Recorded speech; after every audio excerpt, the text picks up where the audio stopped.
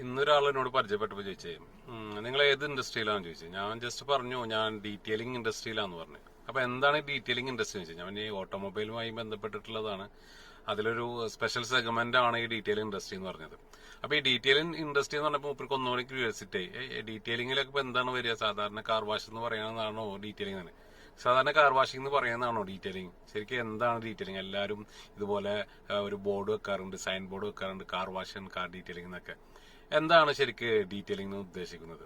പലപ്പോഴും പലരും പറയാറുണ്ട്, ആക്ച്വലി ഈ ഡീറ്റെയിലിംഗ് എന്ന് പറയുന്ന സാധനം ഒരു വണ്ടി വന്നു കഴിഞ്ഞാൽ അതിന് ഏറ്റവും ഭംഗിയായ ലെവലിൽ അത് തിരിച്ചു കൊടുക്കുക. അതിന്റെ ഏതാണോ ഇപ്പോൾ കാറിന്റെ വാഷ് ആണെങ്കിൽ ആ വാഷ് നന്നായിട്ട് കൊടുക്കുക, ഇന്റീരിയർ ക്ലീനിങ് ആണെങ്കിൽ ഇന്റീരിയർ നന്നായിട്ട് ചെയ്ത് കൊടുക്കുക, പോളിഷിംഗ് ആണെങ്കിൽ പോളിഷിംഗ് നന്നായിട്ട് കൊടുക്കുക. അപ്പൊ ഞാനിന്ന് പറയാൻ പോകുന്നത് എന്താന്ന് വെച്ച് കഴിഞ്ഞാൽ ജസ്റ്റ് എന്താണ് ഡീറ്റെയിലിംഗ്. അപ്പൊ ഒരു 5 കാര്യങ്ങൾ നമ്മൾ പഠിച്ചു കഴിഞ്ഞാൽ ശരിക്കും ഡീറ്റെയിലിംഗ് എന്താന്ന് പറഞ്ഞാൽ